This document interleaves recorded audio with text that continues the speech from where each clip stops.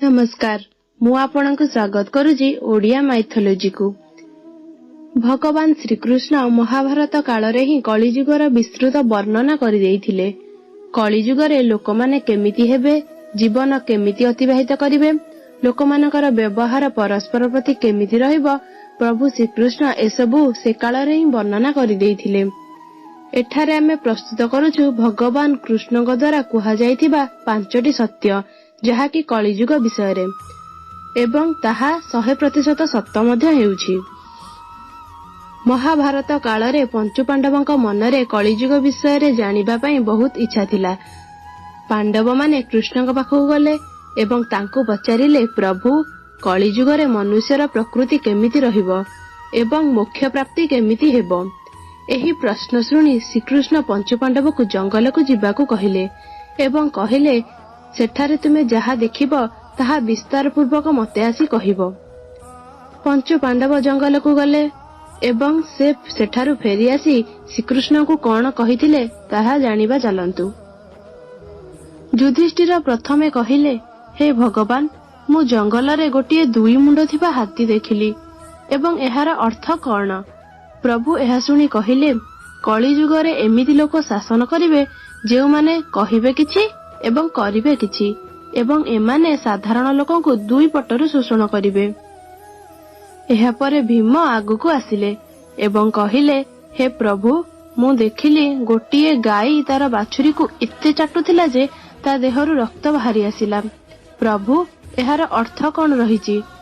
श्रीकृष्ण उत्तर देले, भीम, कलिजुगरे मनुष्य निज छुआंक पई एते आसक्त थिबो, एते गेल अत्यधिक लालन पालन करिबो जे छुआंकर सठिक विकास मध्य हेबो नाही।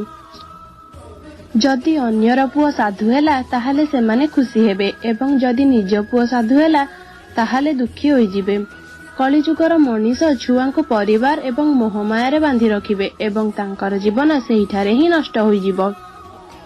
एहा परे भगवान वास्तविक सत्य कहिले, तुमे पुत्र तुमर नुह, तांका पत्नीकर, तम झियो माने तांका स्वामीकर, ए शरीर मृत्युर एवं ए आत्मा परमात्मांकर। एहा परे अर्जुन कहिले, हे भगवान, मु देखिली गोटिए पक्षी जहार डेणारे वेदगान लेखा होइथिला, किंतु से गोटिए मनुष्यर मांस खाउथिला। ए दृश्य उपरे श्रीकृष्ण कहिले, कलिजुगरे एमिति मनीष रहिबे जेउ माननको विद्वान कहा जाउथिबो, किंतु सेमाने सबुबले एभली कामरे लिप्त रहिबे जेउथिरे कि कहार केते जल्दी मृत्यु होई गले तार संपत्ति एमानकर होई जिवो।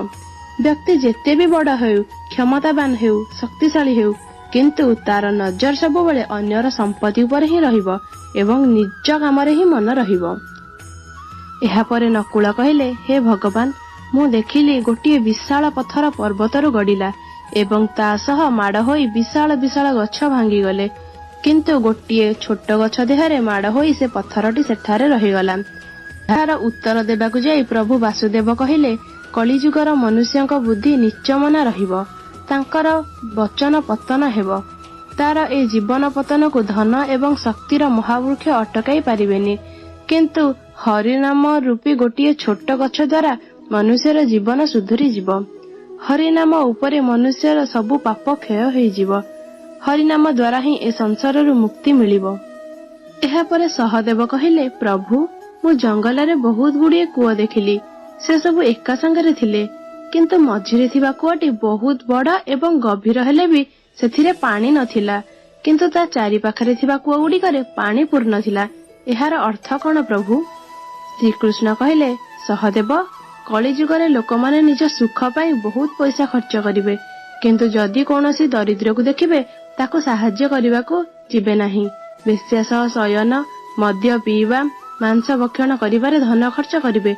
जेउ माने एभली जिंस ठारू दूर रहिबे तांको उपरे कलिजुगर नुह परमात्मांकर कृपा रहिबो। एहा थिला कलिजुगर 5टी सत्य जहा आपण मानकु जणाई दिया गला। आपनकु जदि हमर ए पुराना चैनल टी भल लागुची तेबे हम चैनल को सब्सक्राइब करि नियंतु। आमे एही परी वीडियो सबुदिन आपनक पई नै आसीबु। धन्यवाद।